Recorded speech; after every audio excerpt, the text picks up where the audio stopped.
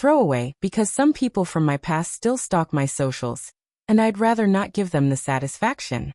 This is a long one. Psychological. Slow. Brutal. And yes, intentional. I didn't snap. I didn't scream. I didn't confront him in some dramatic, movie-style showdown. I did something far worse. I let him believe he was losing his mind. It started small. It always does. I met Evan 3 years ago at a job I was genuinely excited about. Mid-sized company, where like a family vibes, open office, cheap coffee, passive-aggressive Slack messages. He was already there when I joined, charming, competent, the kind of guy who spoke calmly while making you feel stupid for asking questions. Management loved him. At first he was helpful. Almost too helpful. He'd correct my emails, just to make them clearer. He'd rephrase my ideas in meetings, then get praised for them. If I pushed back, he'd smile and say, "Relax, I'm just trying to help." Then the gaslighting started. Deadlines I knew we'd agreed on suddenly changed. Conversations I remembered clearly were never said. Files I saved went missing. Notes I left on my desk vanished. He'd casually mention mistakes I didn't remember making, but he'd say them with such confidence that I'd doubt myself. At first, I assumed stress. New job, imposter syndrome, long hours. I started keeping a notebook, writing things down, dates, times, just to reassure myself. Funny thing? The more careful I got, the more he escalated. One afternoon, I opened my notebook and found a sentence written in my handwriting. "You're overreacting." I laughed it off. Nervous laugh. Told myself I must have scribbled it earlier as a joke. But deep down, something cold settled in my stomach. Because I never would have written that. That was the moment I realized something important. Evan wasn't just undermining me professionally. He was enjoying watching me doubt myself. And that's when the idea formed. Quiet, patient, and cruel in the best way. If he wanted to play with my head? Fine. I'd let him believe his own was betraying him. I didn't act right away. That was the hardest part. When someone messes with your head, the instinct is to prove you're sane. To confront. To defend yourself. Evan thrived on that. I could see it now. The little flicker of satisfaction when I hesitated. The way his eyes lingered just a second too long when I second-guessed myself. So I did the opposite. I stopped reacting. Instead, I watched. Evan had patterns. He always arrived early, left late, and never took a full lunch. He liked control. Needed it. His desk was immaculate, down to the angle of his keyboard. He kept everything digital, notes, reminders, drafts, and trusted the system more than people. That was useful. I also noticed something else. He hated being questioned publicly. One-on-one, he was smooth. In meetings, though, if someone gently asked him to clarify something, his jaw would tighten. Just slightly. He'd recover, but it rattled him. That told me everything I needed to know. I started small. Microscopic. One morning, I moved a pen on his desk. Just rotated it so it didn't line up perfectly with the others. The next day, I nudged his mousepad a centimeter to the left. Then I stopped. 3 days later, I heard him mutter, "What the hell?" under his breath. Hook set. Next, I targeted the digital side, carefully, surgically. We shared access to a few project folders. Nothing sensitive, nothing traceable. I renamed one file. Just one letter off.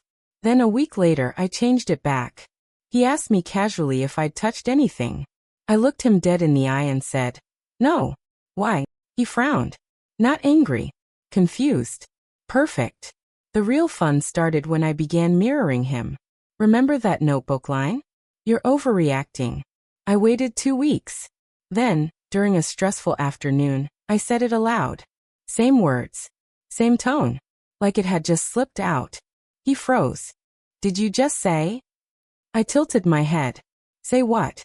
He stared at me for a long second, then laughed it off. But his laugh didn't reach his eyes. From then on, I sprinkled it everywhere. Phrases he used only in private conversations would suddenly appear in emails. Not from me, but from other people. Turns of phrase he swore he hadn't said aloud would come back to him, distorted, misattributed. I wasn't framing him. I was erasing his certainty. And the best part? I stayed impeccably professional. calm, helpful, unbothered. The more he unraveled, the more stable I appeared. Soon he started documenting things just like I had. I could see it in his browser tabs, his scribbled notes, the way he'd pause before speaking, as if checking reality one last time before trusting it. He didn't know it yet, but he was already trapped. Because once someone starts wondering whether their own memory is reliable, you don't have to push anymore. Cracking doesn't look like shouting or meltdowns. Not at first. Cracking looks like hesitation. Evan started double-checking everything. Emails stayed in drafts longer. Messages were reread, rewritten, then deleted. He'd open his mouth in meetings, pause, and glance around like he was waiting for someone to contradict him before he even spoke. I never did. I nodded, encouraged him, backed him up. That's what made it work. The next phase wasn't about changing things, it was about timing. I'd ask him questions he couldn't answer immediately. Not aggressive ones. Innocent ones. Hey, when did we decide to move that deadline up? Didn't you say last week we weren't using that vendor anymore? Oh, weird. I thought you wanted this formatted differently. Always light. Always curious. Always with witnesses nearby. He'd blink. Stall. Then answer. Confidently but a little too fast. Later, I'd follow up privately. Sorry if I misunderstood earlier. You did say that, right? That's when the doubt crept in. He started checking his notes mid-conversation, pulling up calendars, scrolling through Slack history while pretending to listen. Once, I caught him quietly recording a meeting on his phone, screen face down on the table. That almost made me laugh. I escalated. One evening, as I was packing up, I casually mentioned a conversation we'd supposedly had after work the night before. Details were mundane, elevator ride, small talk, something about the weather. He stared at me. I wasn't here last night. I frowned. Looked genuinely confused. Really? I could have sworn. I didn't push. Just shrugged and left. The next day he asked our manager if he'd stayed late. She said no. I watched his hands shake when he picked up his coffee. From then on his paranoia bloomed. He started asking people if they remembered things he'd said. Or things he thought he'd said. Most of them didn't. Why would they? I was careful not to invent anything big. Only fragments. Moments. Almost memories. The kind your brain fills in on its own. The real turning point came when he accused me, indirectly. During a one-on-one, he leaned back in his chair and said, "You ever feel like people mess with you here?" I met his eyes. Let silence stretch. Then I smiled, sympathetic, gentle. "Honestly," I said, "I think this job's just been getting to you." I watched him deflate. Not angry. Not relieved. Just smaller. After that, he avoided me. Which was fine. Because by then, the damage wasn't coming from me anymore. It was coming from inside his own head. He started making mistakes. Real ones. Small but visible. Missed details. Contradictions. Once, he insisted a file had been deleted. IT found it exactly where it was supposed to be. Management noticed. They didn't say anything yet. But the looks changed. The tone shifted. And Evan? Evan started losing sleep. I could tell by the dark circles. The way he'd flinch when someone said his name. The way he jumped when his computer chimed. He was unraveling. And I still hadn't done anything that could be proven. Evan didn't stay passive for long. People like him never do. Once the confusion turned into fear, fear curdled into suspicion. And suspicion needs a target. If he could prove I was the problem, then everything snapping apart in his head would finally make sense. So he started watching me. Not subtly. Badly. I'd catch him staring when he thought I wasn't looking. I noticed the way he lingered near my desk after hours, pretending to organize files. One morning, I found my chair adjusted differently, lower, slightly angled, like someone had tested it. That was his mistake. Because paranoia makes you sloppy. He confronted me on a Thursday afternoon. No witnesses. He'd waited for that. "I think you've been messing with my stuff," he said. Flat tone. Forced calm. I blinked. What? My files. My desk. Conversations I don't remember having. His jaw clenched. This stops now. I let my confusion bloom slowly. like ink in water. Evan, are you okay? That landed harder than denial ever could. He scoffed. Don't do that. Do what? That's when he snapped. Not yelling, worse. His voice dropped, sharp and shaky. You keep acting like I'm imagining things. I leaned forward, lowered my voice. Concerned. Professional. Because I'm worried about you. Silence. Then he stood up abruptly, chair scraping loud enough that someone glanced over the cubicle wall. He muttered something and walked off. That afternoon he emailed HR. I know because HR emailed me. They framed it gently, just to check in. We want to make sure everyone feels comfortable. Evan had claimed I was creating a hostile environment by undermining his credibility. Here's the thing about being methodical. I'd prepared for this. I came with timestamps, emails, meeting notes, polite follow-ups. Every interaction between Evan and me was clean, documented, and, most importantly, boring. HR nodded, took notes. Then they asked me if I had concerns. I hesitated. Just enough. Well, I said slowly. I didn't want to say anything, but Evan seemed really stressed lately. That was all it took. From that moment on, the narrative shifted. HR didn't accuse him. They observed him. Suddenly, his behavior had context. His agitation, his forgetfulness, his defensiveness, all reframed as stress-related performance issues. Evan sensed it immediately. He started overcompensating, volunteering for extra projects, sending long emails explaining simple decisions. Desperation is loud. One morning, he pulled me aside again. Eyes bloodshot, voice low. You talked to HR about me. I didn't deny it. I said I was concerned. I replied calmly. Which I am. You're doing this, he whispered. You're trying to make me look unstable. I sighed. Evan, no one's trying to make you look like anything. That was the moment something inside him cracked for good, because from his perspective, the universe was gaslighting him. His own mind was betraying him, and the one person who should have been an enemy refused to play the role. After that he spiraled. Missed meetings. Snapped at a junior analyst. Forgot to submit a report, something he'd never done before. When asked about it, he insisted he already had. He even sent a company-wide email correcting a mistake that didn't exist. Management stepped in. A performance improvement plan. Mandatory time off. Suggested counseling. I watched him pack up his desk that day, hands trembling, eyes darting like the walls might shift when he wasn't looking. As he passed me, he stopped. For a second, I thought he might say something dramatic. Instead, he whispered, almost pleading. You know what you did. I met his gaze. And for the first time since this began, I told the truth. I know.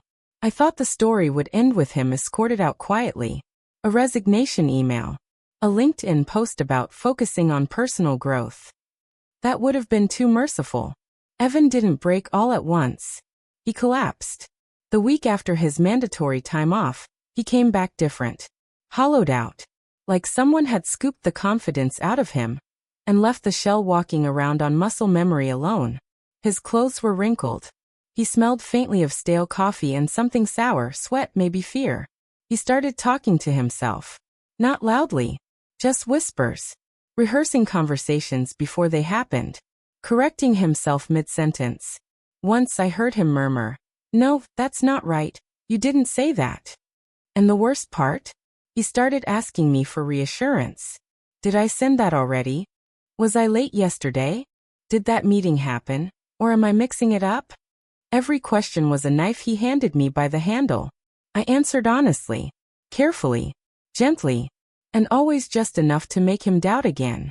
The real explosion happened during an all-hands meeting. Big room. Senior leadership present. Evan was supposed to present a quarterly update, something he'd done flawlessly dozens of times before. He stood up, clicked to the first slide, and froze. Just stared at the screen. 30 seconds passed. Then a minute. Someone coughed. Someone shifted in their chair. He flipped to the next slide. Then back. Then forward again. His hands were shaking so badly the clicker rattled. This isn't right, he said. The VP asked him calmly to continue. I swear this deck was different, Evan insisted. Someone changed it. Every head turned. The VP asked, who would have done that? Evan looked around the room like a trapped animal. Then his eyes landed on me. My heart was pounding. But my face? Neutral. Concerned. Almost sad. That's not what I uploaded, he said louder now. You can check the timestamps. I know what I made. IT pulled the file history on the spot. No edits. No discrepancies. Everything exactly as logged. Evan laughed. A short, broken sound that didn't belong in a professional setting. You see, he said, voice rising. This is what keeps happening. This is what I've been trying to explain. Silence. Not sympathetic silence. The other kind. HR escorted him out of the room. This time everyone watched. Later that day, an email went out.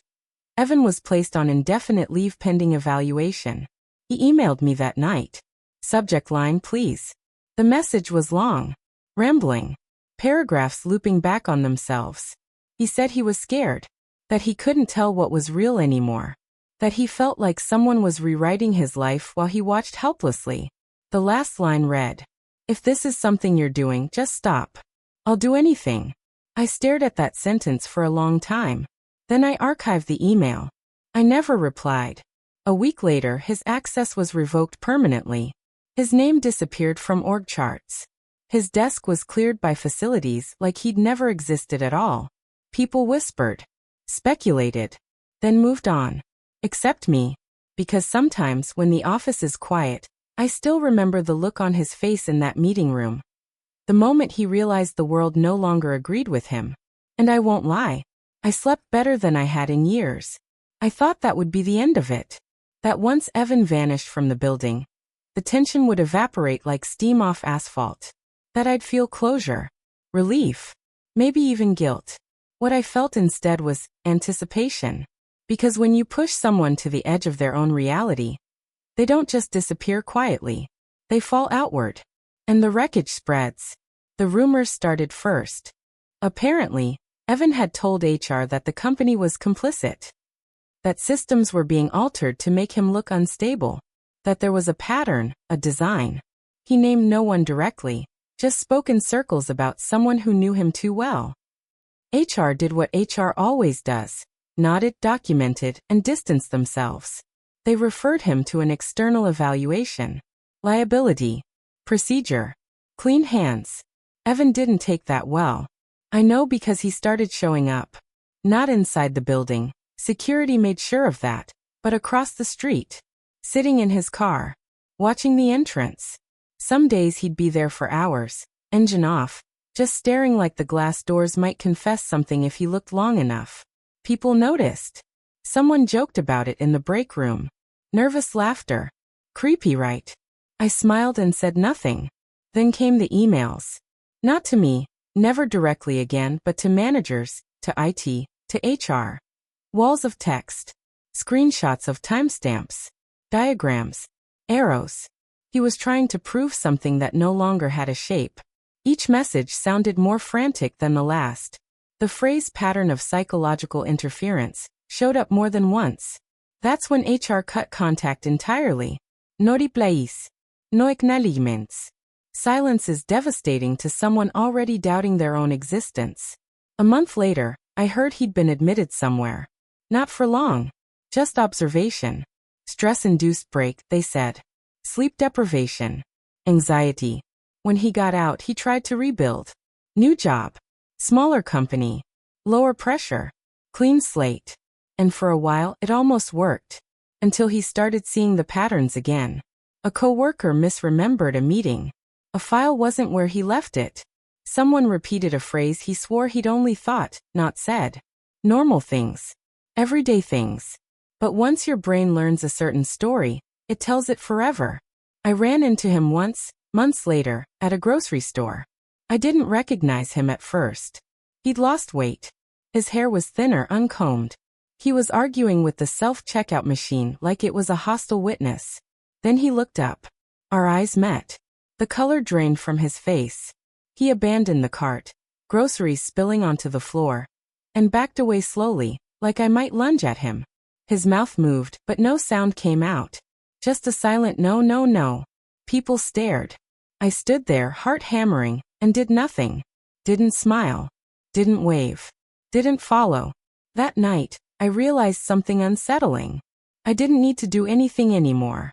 I had become a symbol in his mind. Proof that reality could turn on him without warning. That memories were negotiable.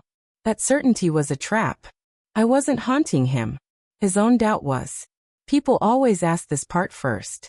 Not out loud, not directly, but I can see it forming behind their eyes whenever I tell a sanitized version of this story. Didn't you feel bad? Didn't you go too far?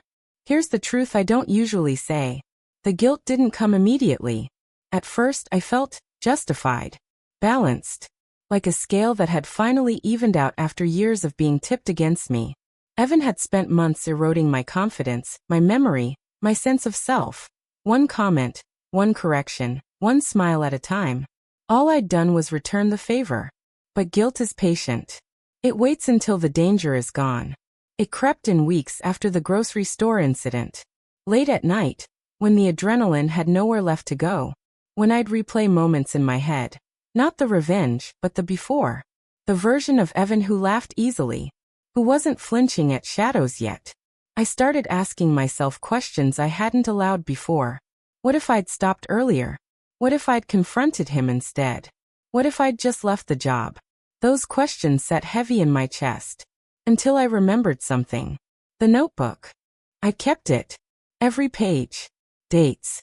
Quotes. Corrections. The slow drip of psychological erosion that started long before I ever moved a pen on his desk. I reread it one night, cover to cover.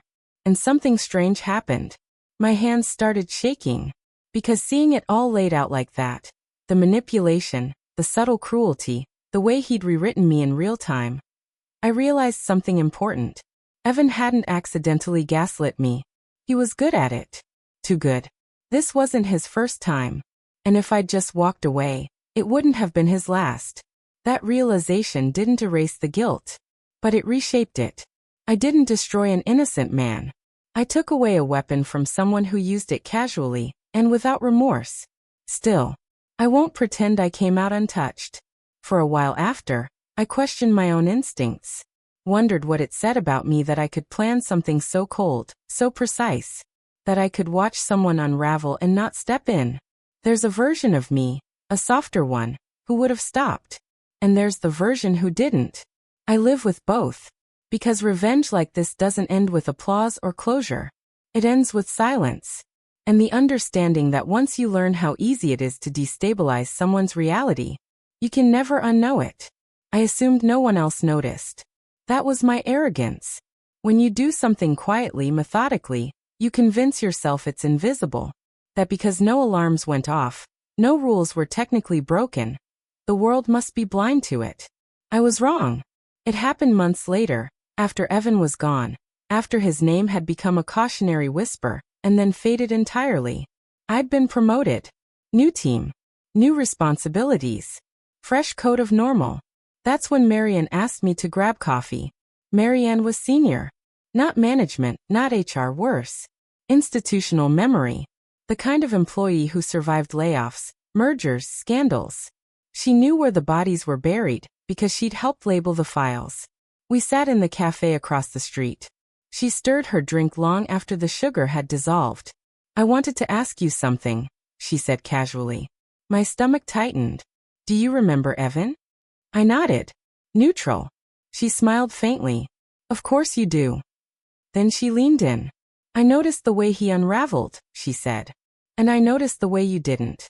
Silence stretched between us. I kept my face still. But my pulse was roaring in my ears. Marianne continued, unhurried. I've worked with men like him before. They like to destabilize people quietly. Make it look like stress. Incompetence. Sensitivity. She took a sip. What I couldn't figure out, she said, was how the tables turned so cleanly. I said nothing. Didn't deny it. Didn't confess. Just waited. Marianne set her cup down. You're not in trouble, she said. If that's what you're worried about. That made it worse. HR was relieved when he self-destructed, she went on. Management too. Fewer messes to clean up when the problem looks internal. She met my eyes. But I want you to know something, she said softly. People like Evan don't collapse unless someone helps them. There it was. Not an accusation. A recognition. I felt exposed in a way Evan never had, because Marian wasn't confused. She wasn't doubting herself. She saw me. And I asked quietly. She smiled again. This time, there was no warmth in it. Just be careful, she said. You're very good at what you do. The unspoken part hung heavy in the air. And people like you are dangerous. After that conversation, I couldn't shake the feeling of being observed. Nothing changed on the surface. No repercussions. No whispered meetings. But every now and then, I'd catch Marianne watching me from across a room. Thoughtful, unreadable. Not afraid. Assessing. It dawned on me then that revenge doesn't exist in a vacuum. When you pull someone apart with precision, others will notice the craftsmanship, even if they don't comment on it. And worse, they might remember. Because someday, they might wonder if they're next. I didn't expect to hear from Evan again. That was my second mistake. It was nearly a year later. New office. New title. New routine. The past had settled into something distant, sharp-edged, yes, but contained. Like a scar you stop touching once it heals. Then I got the message. Not an email. Not a text. A physical letter. No return address. My name typed, not handwritten. It was waiting at my apartment's front desk, slipped under my mailbox like a confession someone didn't want traced. I stood there longer than I should have, staring at the envelope like it might start breathing. Inside was one page. Just one. I know now. It wasn't everyone. It was you. I don't remember how you did it. That's the worst part. But when I think about you, everything lines up. The timing. The phrases. The way you looked at me like you already knew the ending. I've replayed it 1,000 times. If I can just remember one clear moment, I can prove it. To myself, at least. I need you to tell me the truth. If I imagined it, say so. If you didn't do it, say so. Because if you don't, I don't know what that means. No threats. No accusations.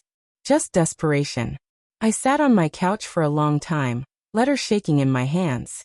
This was the moment, wasn't it? The one where I could end it. One sentence. You imagined it. And maybe, just maybe, his brain would latch onto that like a lifeline. Or the opposite. Yes, it was me. And give him something solid to hate. Something real to anchor himself to. Closure. For both of us. Instead, I did nothing. I burned the letter that night, over my kitchen sink, watching the words curl and blacken until they were unreadable. Ash drifted down the drain like it had never mattered at all. A week later, I heard through a former coworker that Evan had been found sitting outside our old office building. Just sitting. No confrontation. No outburst. When security asked him what he was doing, he said, I'm trying to remember something important. They escorted him away. That was the last confirmed sighting. No more messages. No more sightings. His online presence vanished. No updates, no arguments, no attempts to reclaim his story. Just absence. And that's when it hit me finally and fully. I hadn't just let him believe he was losing his mind. I'd taught him that certainty was impossible. That even when you know something happened, knowing isn't proof. That memory is a traitor. And once that lesson is learned, there's no unlearning it. People think revenge stories end with a punchline. A promotion. A downfall. A neat moral wrapped in a bow. This one doesn't.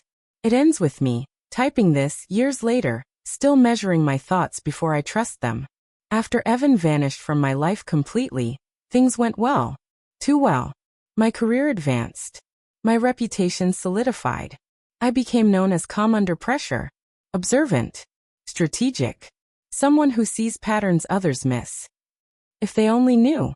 The first real cost showed up quietly. I started double-checking myself the way Evan once did. Did I really send that email, or just think about it? Did that conversation happen the way I remember? Did I lock the door, or did I decide I locked it? I laughed it off at first. Everyone does that sometimes. But then I caught myself writing things down again. dates, words, exakt frasin. And that scared me, because I recognized the behavior. I had dismantled Evan by exploiting the most fragile thing we all rely on without thinking. Our certainty that our mind is on our side. And somewhere along the way, I'd learned too well how fragile it really was. Marianne retired not long after. On her last day, she hugged me and said, "You'll go far." Then she added quietly, "Just don't disappear into it." I still don't know what she meant. Sometimes late at night, I wonder where Evan is now, if he ever rebuilt something stable, if he found peace by letting go of the need to know, or if he's still chasing that missing memory, convinced that if he finds it, everything will snap back into place. I hope it ended. I really do. But here's the part one don't soften even now. If I had to live that year again, the gaslighting, the erosion, the slow rewriting of who I was, and I knew exactly how it would end, I would still do it. Not because I'm proud, but because some people don't stop until they're forced to confront the weapon they're using. And the only language Evan ever understood was doubt. So yes, I let him believe he was losing his mind. And in doing so, I learned something I'll carry forever. The most brutal revenge doesn't destroy someone's life. It makes them question whether it was ever solid to begin with. TLDR. He tried to dismantle my reality piece by piece. I let him experience what that feels like, completely, irreversibly, and alone.